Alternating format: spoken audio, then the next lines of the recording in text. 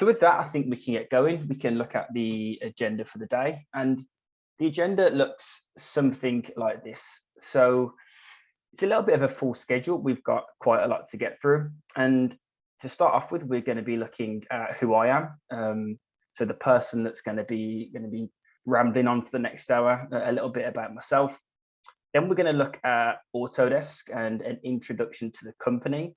So I'm sure you've all got opinions on certain products, but may not be aware of the holistic value that the brand and company brings. Then moving into the meat of the presentation, where we are going to be touching on 3 topics, which I have personally chosen, which I've experienced in my manufacturing career. So we're going to be looking at fixture design first, automation of soft jaw machining first, sorry. So we're going to create some soft jaws, we're going to machine the soft jaws, and we're going to see what that looks like in Fusion compared to traditional CAD and CAM packages. Then going through some fixture design to manufacture workflow and how quickly and how easy it is to get yourself a nice fixture. And then what happens if we are in an uncertain environment with design changes. And then looking at altering geometry for manufacturing benefits. So maybe creating geometry or deleting geometry to help us drive more efficient, slicker, quicker toolpaths. We'll then talk about how you can get your hands on the tech that you're going to see today in the form of a free trial, and also how you can reach out to Autodesk to get an appointment with a technical professional to see if we're a good fit for you, and also to see how a technical specialist can add some of your data sets inside of the software and do what you're going to need to do if you adopt the product. So who am I then? So my name is Dylan Smith, and I have worked at Autodesk for around 8 years now. Excuse me. I started off my career as a machinist apprentice, and I actually started that when I was 16 years old. I did that for a company called Delcam, which was later acquired by Autodesk. And in my 4-year apprenticeship, I learned how to operate CNC machines, how to program CNC machines, and also learned the intricacies of what it takes to make good quality parts. I spent the last 4 months as a customer engagement manager, which has been great. And the role that I was in just before that, I was a team leader in Autodesk's Birmingham Technology Centre. So my experience is really in 3 to 5 axis milling. And before I was in the Fusion family, I was a power mill user. So really thrown at the deep end at the start of my career. And an interesting fact about me is that I'm currently studying for a degree in my spare time. That's a whistle stop tour of who I am.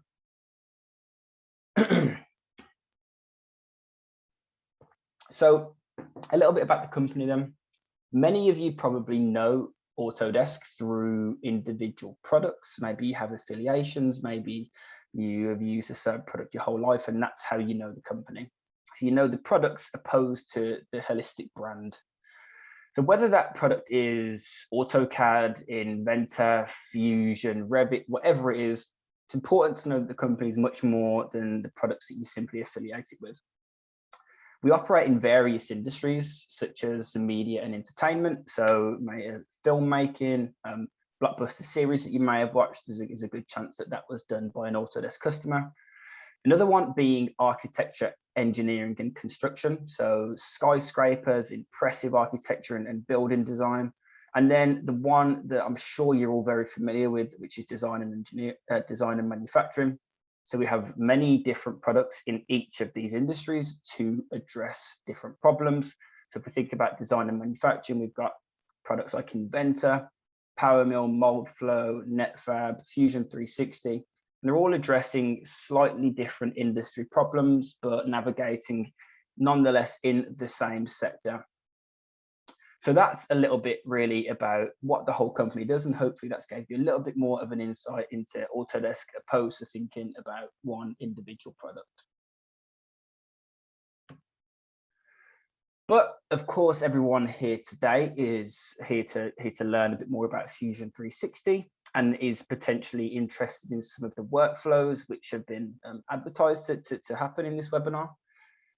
but I'm going to assume that not everybody knows exactly what Fusion is. So what Fusion is a platform which encompasses manufacturing, design, simulation, generative design, electronics, rendering, and animation. Having all of this in one platform has many benefits and a lot of enhancements to workflows, which you'd never even think of. And today we're going to be going through how having design and manufacturing in one place can make your life easier, make you more productive and efficient, and ultimately increase your bottom line. So the first topic which we're looking at is soft jaws. Now, traditionally, I haven't always been a huge soft jaw user. Companies that where I've worked in the past, we've always been more 2D fixturing opposed to soft jaws, but I have done a lot of work with soft jaws, and these are some of the traditional problems which I faced by not having an integrated CAD/CAM system. So the first is waiting for final CAD before the work can start.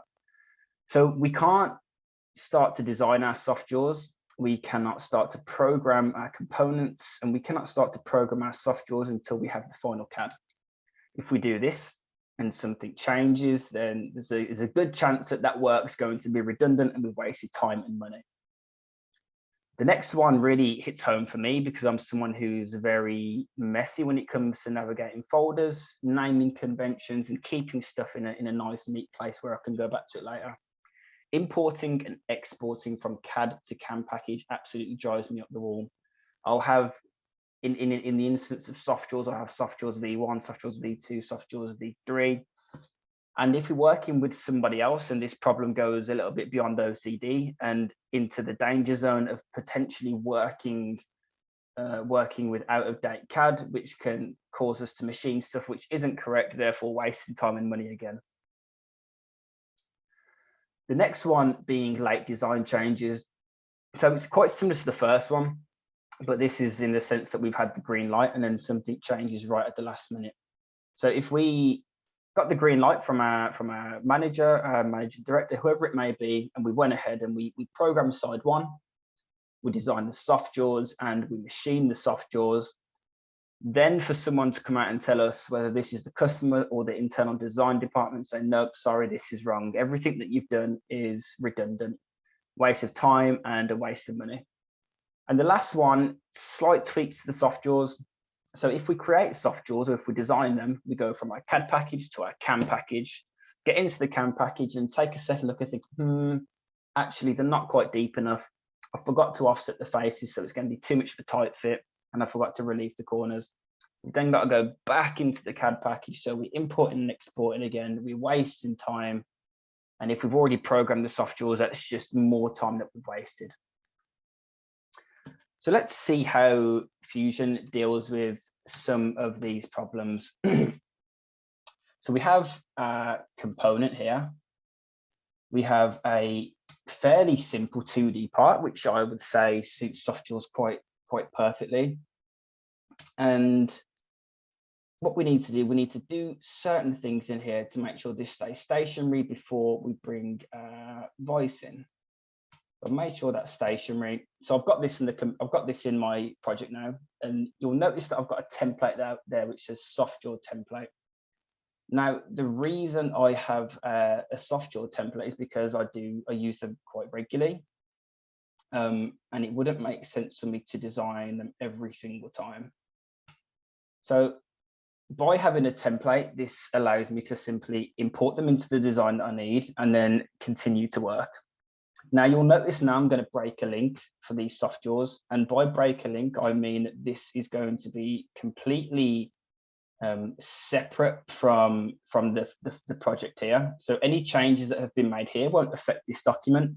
But because the gearbox has a link to this project, any changes here will be also updated here. So this is one source of truth, but because the soft jaws are unique every single time, I want this to change and not update that. Right? So there we have it. So the next steps, I'm going to conveniently use this origin point, which I set up in my template to locate my soft jaws. So if I do that, you'll see that my soft jaws will move exactly where I want them to. But Fusion has this really cool thing at the bottom here, which is which allows us to make changes to changes that we've made or events that we've executed. So if I go to edit joint, I can look at this and I can think, okay, I'm not too happy about exactly where that is in the X. So I'm going to move that over. So I've got more of a contact point there. And of course, the depth isn't right either. So I'm going to move that down and I want to make sure that that's slightly below that face. Perfect. I'm happy with the location of that. Now, watch how easy it is to simply create an extrude of this. So I can select the silhouette of the part. I could turn my component off. And with that, I can very quickly make a very easy extrude, and I've got the form of the component in the soft jaws.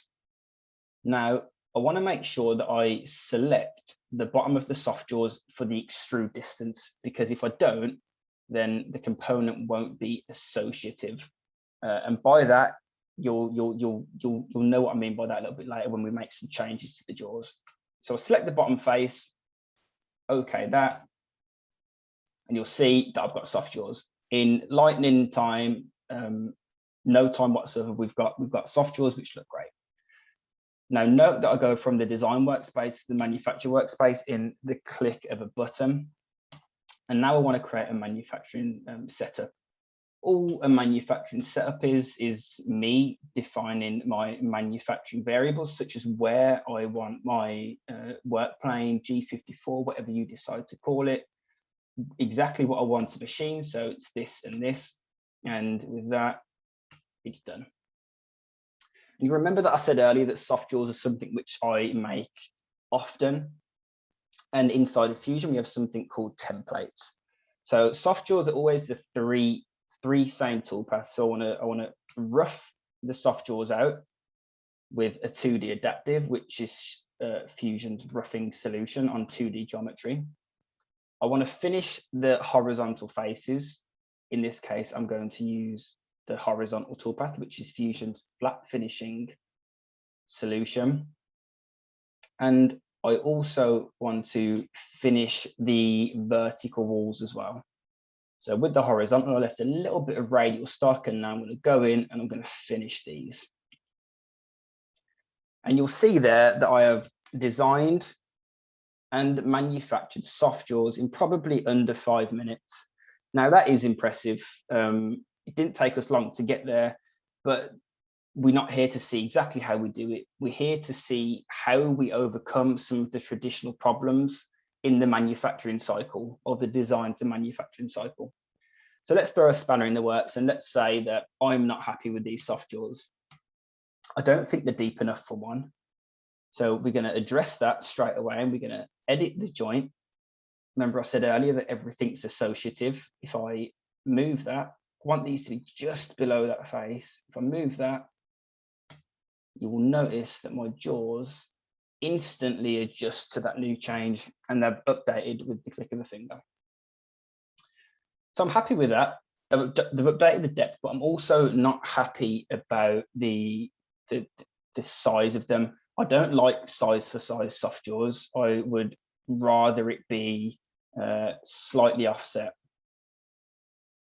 So if I go to, if I select the faces which I want to offset, and I always find for myself that it works around 40 microns in metric. Apologies for the American viewers. I don't know the conversion for that, but it's not a lot, pretty much.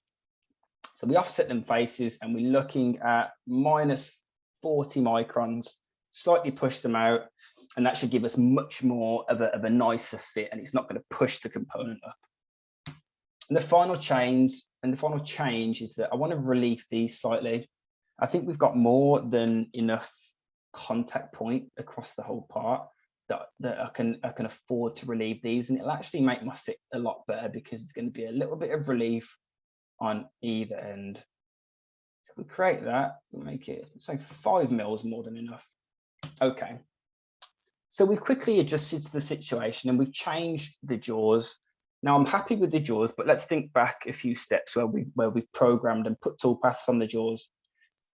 Traditionally, we'd have to go through that whole thing again. We'd have to reprogram. But because Fusion is associative and we have the design and manufacturing integrated into one platform, we can simply regen these toolpaths and they're going to adjust to the changed geometry. So we have these orange icons here, and what these suggest is that the toolpaths are out of date. In other words, they notice that the geometry has changed in which the toolpaths were originally put on. So if I select that, shift select that, press Control and G for regenerate, that's now going to give me new toolpaths which have adjusted to the changed design. So even though the soft jaws had changed, the toolpaths that we did were not redundant. So all of that work that we done pre-soft jaw change is all relevant, and there's been no non-value added time. Everything has worked, and we've saved a lot of time in comparison to how this traditional workflow would work.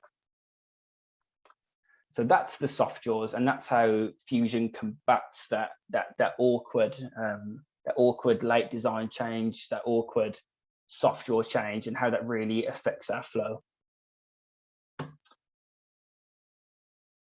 Now, I always think that soft jaws or fixtures are cultural, depending on what kind of work you do. Now, in where I've worked in the past, we haven't been huge soft jaw users because we've never really got that infrastructure set up, like having templates and a set up shelf for stock, soft jaw stock. We've just made the fixtures ad hoc because we've never really done that much small to medium 2D work which required soft jaws. So fixtures, I want to talk about these because there's something which really opened my eyes with Fusion. I was never a CAD guy, and I was never very good at CAD, and I'm still not very good at CAD compared to people who are actually good at it, but I can do everything that I need to do as a machinist. I can get from A to B without having a 5-day training course, just by simply picking up the easy to use tools within Fusion. So let's talk about some of the traditional problems that we have when creating fixtures. And the first one for me was always trying to find coordinates of certain features. So maybe it's a hole. So if I want to create a fixture, I need to know where the holes are. I need to know where certain edges are. I need to know the heights of things. And in the CAD packages I used, it was difficult. It was antiquated. It didn't feel user friendly. And the next traditional issue is waiting for the designer to design the fixture. I don't think it's a surprise to anyone on this call that CAD and CAM packages are traditionally expensive, bar in Fusion. So it's not always common that the designer or the machinist will have a CAD and CAM package. If the machinist doesn't have a CAD package, and he or she has no choice but to wait for that designer to design the fixture. Having integrated CAD CAM means everyone has everything, and if you're capable, you can just go ahead, take the initiative and get on with it. Now, disagreements between designers and machinists is maybe not everyone's experienced this. I am definitely drawing upon my own experiences, having disagreed with designers in the past. I know what I want to see as a machinist in a fixture. The problem is I didn't always necessarily know how to get there through the CAD choice which we were using at the time. So that's a dialogue which can be quite lengthy. It can be a back and forth process on the iterations of the different fixtures. It can just be all round a tiresome, non-value added, time wasting event. And very similar to soft jaws, late design changes will mean that everything that we've done will be redundant. So if we've programmed side one of the part, if we have designed the fixture, if we program the fixture, for someone to come out and tell us that the design has changed, the programming is redundant, the fixture design is redundant, and the fixture programming is redundant. So let's think about that on a big scale, on an exponential scale compared to what I'm going to show you, and think about how much time is getting saved and how much time is being wasted on the other end. And the bottom line is that there's just a lot of non-value added work being there. So let's move into Fusion and let's see how Fusion deals with this. So as I said, we've got a fairly simple part here, nothing special, and it could be done in soft jaws, but as I said, I believe it's cultural, whether people decide to use soft jaws or fixtures, and I want to use a fixture. So we've done side one machining, we've faced the part, we've machined that pocket and finished it for all intents and purposes. We've spot drilled, we've drilled and we've tapped and we've machined these bores out. Let me give you a little bit of context as to how I'd be doing this. So these holes are tapped, so I'm going to be using these to screw the part down onto the fixture.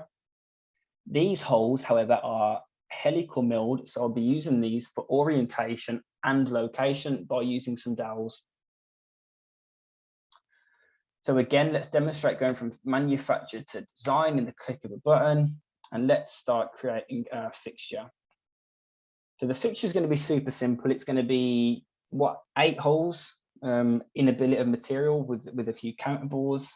It's not going to be anything special, but what it's going to do, it's going to do exactly what we need it to do, and that's to locate and hold down our part.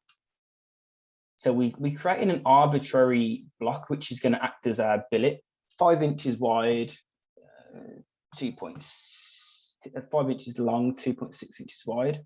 Yep, suits me, looks good. We select the parts which we want to form into material, and we leave the parts we don't want to be material. With a few simple clicks, ensuring we've got a new body, we've got the basis for our fixture. Now, it looks like nothing special, but notice how quickly we got there. Now, of course, the fixture isn't finished yet. I want these faces here. We know that our cap head fits 0.35 or 0.33. Our cap head screw fits 0.33, so we want our counterbores to be exactly the same size as that. And you may be wondering, why do we need counterbores? Now, if we didn't have counterbores and we decided to screw through these clearance holes, we'd have protruding screws at the top. Now, if we decided to put this on a flat bed, our component or our fixture would then not be lying flat. That's the reason for putting counterbores. Now, I'm using this very cool tool that quickly gives us all of the same sizes. And what I'm going to do now is select these and simply give us the depth of our counterbores. Again, this is where our our screws are going to be sitting in. Minus 0.2, I know that fits my screws in, and there you go, sorted. One last change, that these holes are projected straight from the component, and I want these to be just slightly bigger than the part because they're clearance holes, and I want my screws to go through there. So if we go minus 0.1, not that way, 0.1, perfect. And that's my fixture done. It's nothing special, it's not pretty, but what it does, it gets me where I need to be. So let's go from design to manufacturing again. And what I need to do now, I want to basically put some toolpaths on this again. I'm thinking that we need maybe 6 to 7 toolpaths on this, not too many. And I'm thinking that because fixtures are something which I use very regularly, I've already got a template.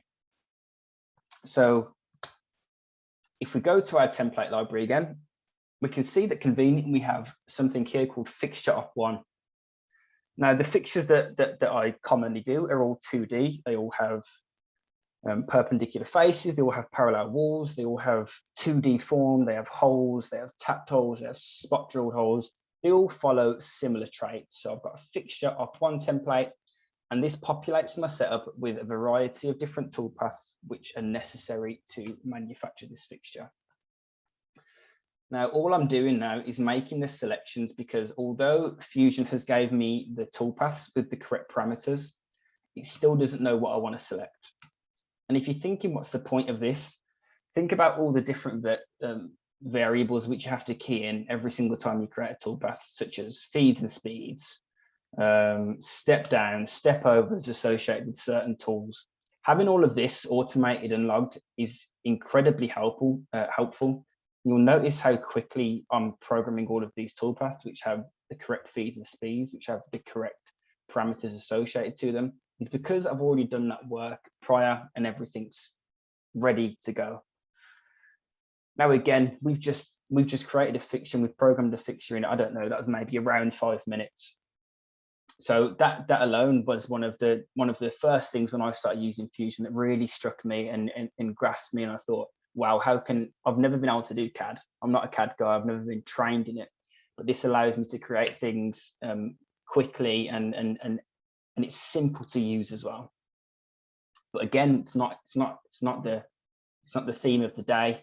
Theme of the day is to throw a spanner in the works and see how it reacts.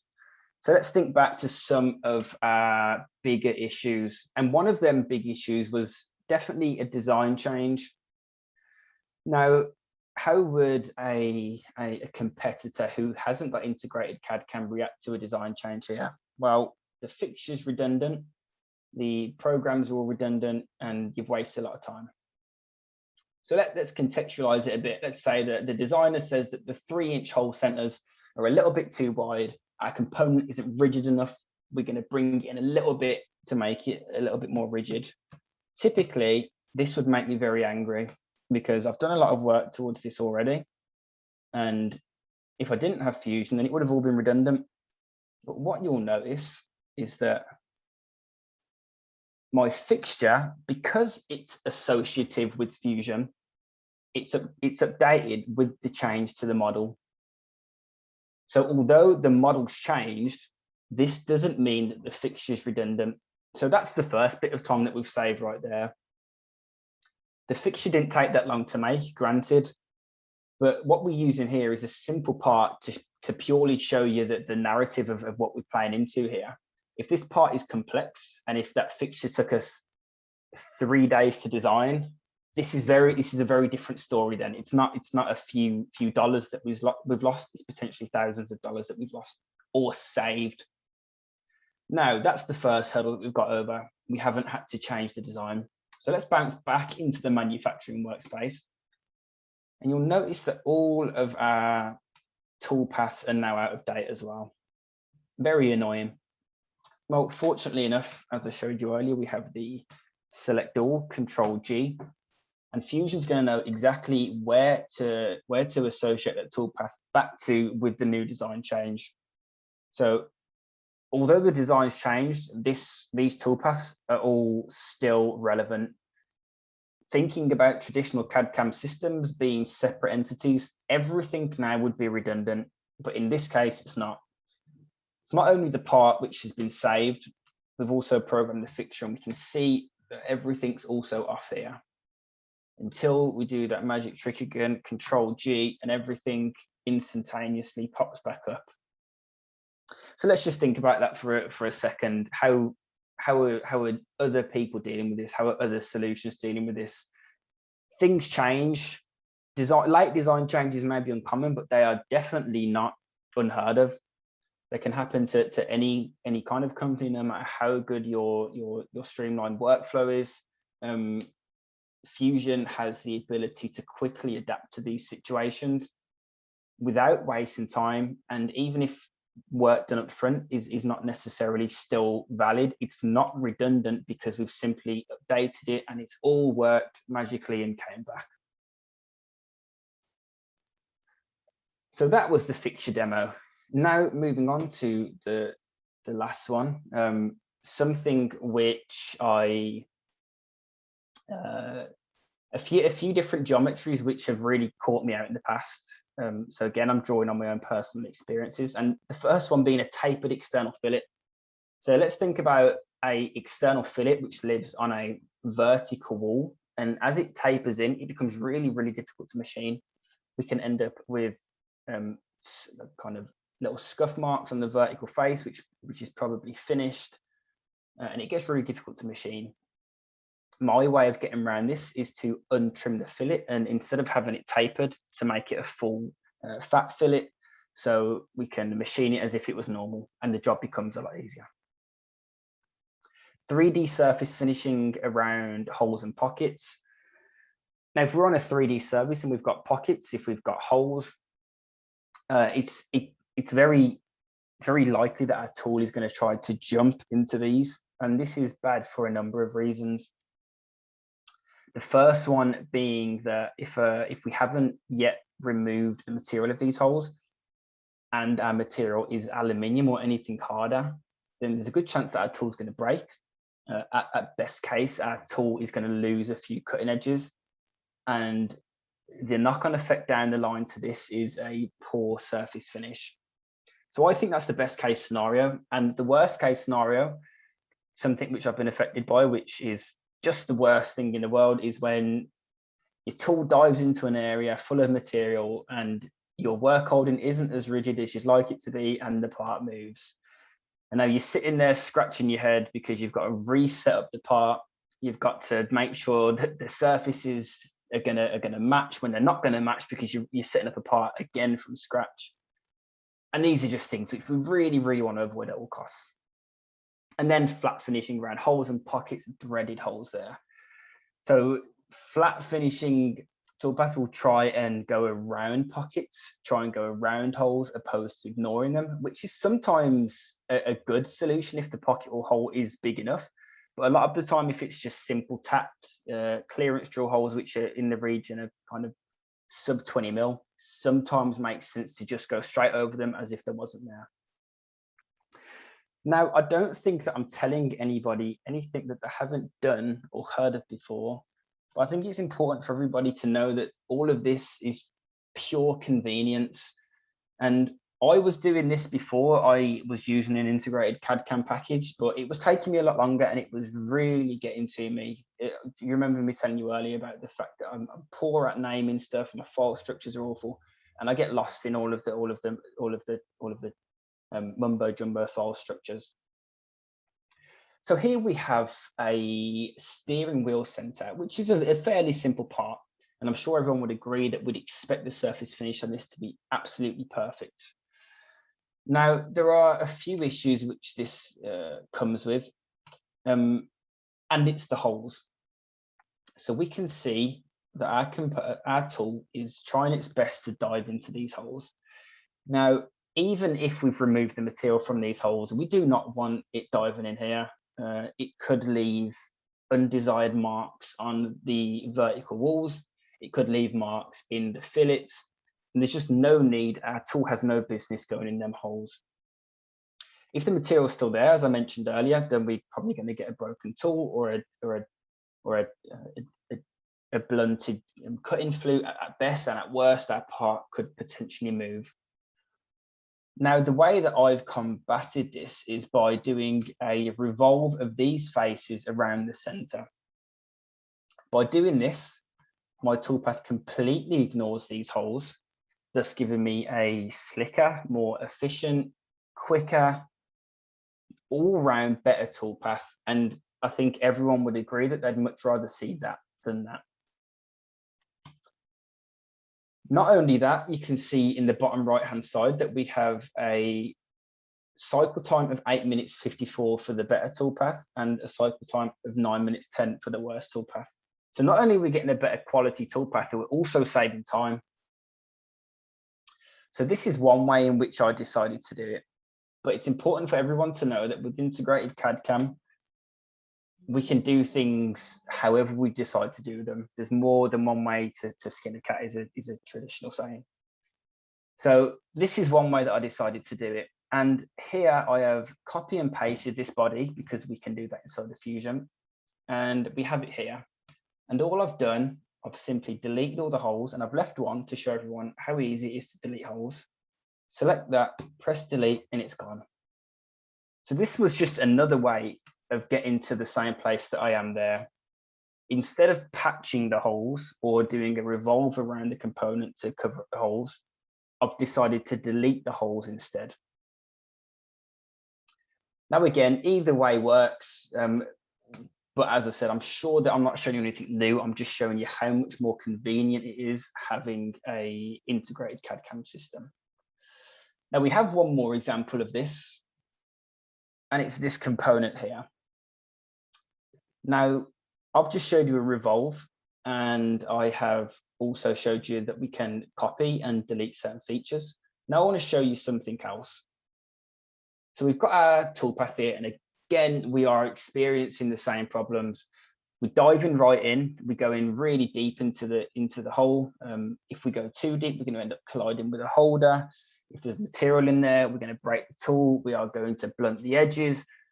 A whole host of different problems are going to show up if we decide to run this toolpath. So let's see how quickly we can get around this. So again, manufacturing to design in the click of a button, and we want to go to surface. And I can select a closed contour and have some geometry which covers that, and be back in my manufacturing workspace in probably 5 seconds if I really wanted to do it as quick as possible. So that's what we've done there. We've gone from our design workspace and now we're back in our manufacturing workspace. And with that patch, our toolpath now looks like that instead of looking like that. So it's night and day. And we spoke about cycle time in the last example. Let's look at how exponentially this has been decreased this time. So we've gone from 22 minutes 13 to 18 minutes 54. So cycle time dramatically reduced, efficiency, quality, slickness of toolpath massively improved.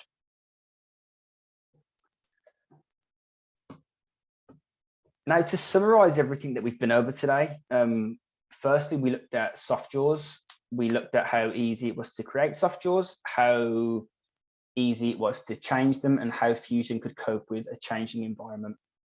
We then looked at the quick and easy associative fixtures, how we could quickly design a fixture, quickly toolpath a fixture using templates inside of Fusion.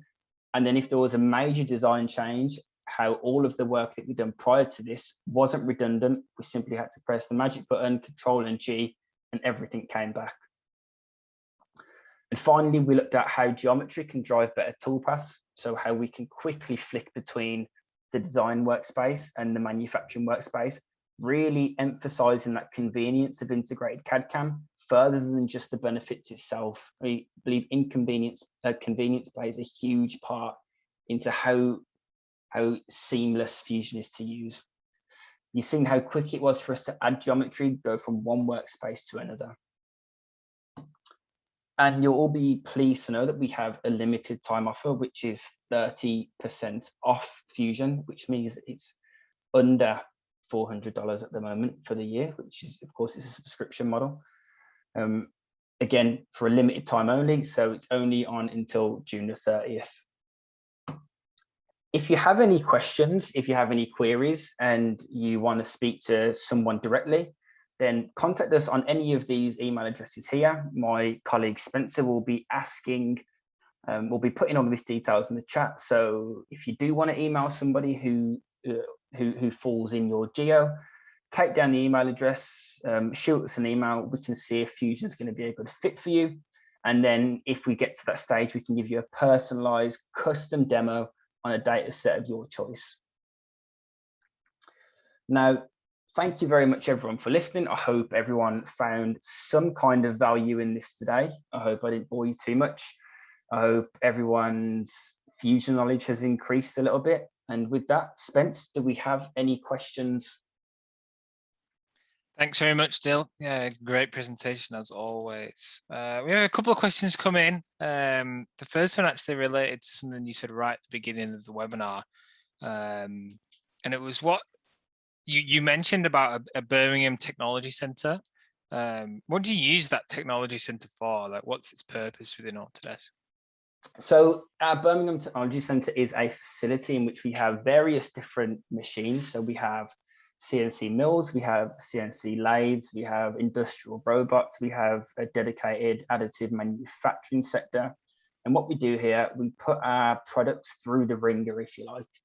So we try it before we give it out to our customers. And by try it, we run it on various different machines, various different configurations, controllers. And we test it as much as we can. So when it finally comes out to our customers, we know that we've done everything in our power to ensure that it's as good as it can be. I used to work there. It's a very impressive facility, and you can actually take an online tour of it if you look it up on Google. Brilliant. And that's Birmingham, UK, right? Correct. Yes, Birmingham, UK, if you hadn't noticed by the accent, guys. Perfect. And another question here, an interesting one. I'm thinking of coming over from Gibbs Cam. How long do you think it would take to transition over to Fusion? I think it's an interesting question. It's largely dependent on obviously your level of knowledge and who you are and how quickly you pick up learning things. But from someone who's used multiple CAD CAM systems, and it's obviously very easy for me to say that Fusion is the easiest because it's the organization in which I work for. But solemnly, hand on heart, I've never used something which is so easy to pick up. Like anything, it takes you a while to get into it, but the learning curve compared to other things is absolutely incredibly shorter. And if you don't agree with me, then I'll speak to you directly after or something. But I want to put my name to that one. I completely agree. And earlier on in the webinar, I posted a link to the self-paced learning and the amount of content that's available for you to pick it up directly is really outstanding. Yeah, go on, Spence. I was just going to say thanks for that one. We've got a couple more questions coming in. Here's one about the difference between US and Great Britain and Europe. So this person notes that you're using both millimeters and inches across different demos. Is it easy to swap and change the units? Is that something that Fusion can handle well? And do you have to start designs all over again? You can design in it whatever you like. I can go from inches to centimeters if I want. I simply have to just let Fusion know of the unit of measurement I want to use after the command. But if I'm using millimeters by default, I don't have to then go 1 millimeter every single time. But if I decide to change from inches to millimeters or millimeters to inches or inches to centimeters halfway through, if I put that in after my value, that will update, or that will input that value in the unit of measurement which you've keyed in. Yeah, great. And something I'd add to that as well is that the units can be different depending on workspace. So sometimes the design and sometimes the designer might work in metric, but you might have imperial tooling, for example, and so having that balance and that flexibility to change as and when is really beneficial across the different workspaces. Absolutely. Great, thanks for that question. Here's a good one. So this user noticed that using lots of different work holding throughout your projects. How do they get their hands on these on different work holding models? A lot of my work holding is my own work holding. So the Lang stuff I use that because I genuinely used Lang when I was working in the Birmingham Technology Centre. But we do have a very convenient storage place. So we have something inside of the browser which is called CAM samples. And CAM samples are complementary data sets which Autodesk give anyone who has a license of Fusion.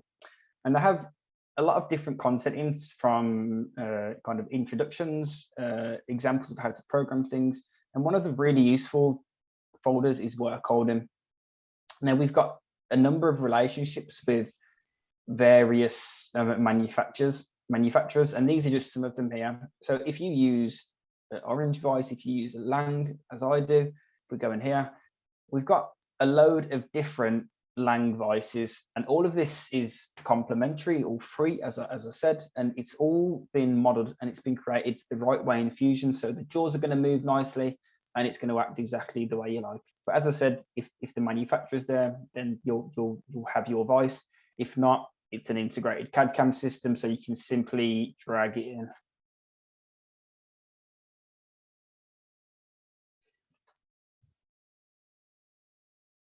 Is that it, Spence, for the questions? Yeah, brilliant. I was on mute. No, I hope that answers the question. If not, let us know in the chat or in the Q&A, and we'll elaborate a little bit more. There's one final question here about post processors and how do users get access to various different machines and post processors? Yeah, so we've got another great piece of value which comes with Fusion, is that we offer free post processors. Now, this can be a slightly misleading term because we don't have every single post processor there is on the planet, because everyone has slightly different requirements of the post processor. But all of the major post processors for your major controllers, such as Fanuc, Heidenhain, Siemens, Mazak, whatever it may be, we will have a post which is either right for your machine or very close to being right for your machine. Now, as a user, you can either download that post and make edits yourself. If you don't feel confident doing that, you can work with a reseller to do that. But either way, it's definitely going to be much more economic than the traditional sense of going directly through a reseller and creating a post from scratch. And if you do have some post editing capabilities, then go on there, do whatever you need to do to it, and use it at your own will. Great, and that's easily accessible from the software, is it?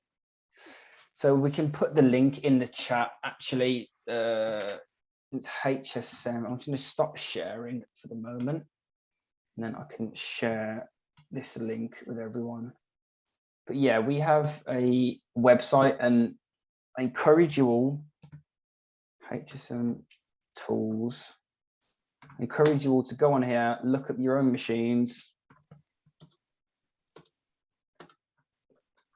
and see if we have it here. Cam.Autodesk. I'll throw it in the chat right now. Save that link, go on there. Oh, I've sent it as a direct message to Spencer. Go on there, see if your post is on there. We've got a lot of Haas ones, a lot of Mazak, and you can filter by type, you can filter by vendor. It's a really, really strong piece of value which Fusion offers. Is that it, Spence, for the questions? Brilliant. There's actually just one final one just come in. What's the limit of Fusion's milling capabilities? Is it 3-axis, 4-axis? Fusion does not have any limit to its milling capabilities, and that's a presumption which is always made because of the price point. Fusion has multi-axis capabilities in the form of advanced multi-axis toolpaths, 5-axis. We have 3+2, which is indexable. We have simultaneous 4-axis. I would definitely encourage you to speak to Autodesk, get yourself a demo set up. And if you're interested in having more affordable simultaneous milling, get yourself a demo set up with some of our tech specialists. You would be amazed at the capabilities that this product can offer for the price which it is at. Brilliant. That's all the questions. Brilliant. Well, thank you very much, everyone. We appreciate you all putting aside an hour of your valuable time today. Looks like you're going to get 15 minutes back as we finish, 10 minutes back as we finished slightly early. But again, thank you very much for joining. We're going to stick around for another 5 minutes. So if you do have any more questions, stick around, ask them, and we'll definitely answer them. And if we can't, we'll get back to you. But with that, have a great rest of the day. And again, thank you very much for setting some time aside. Thank you.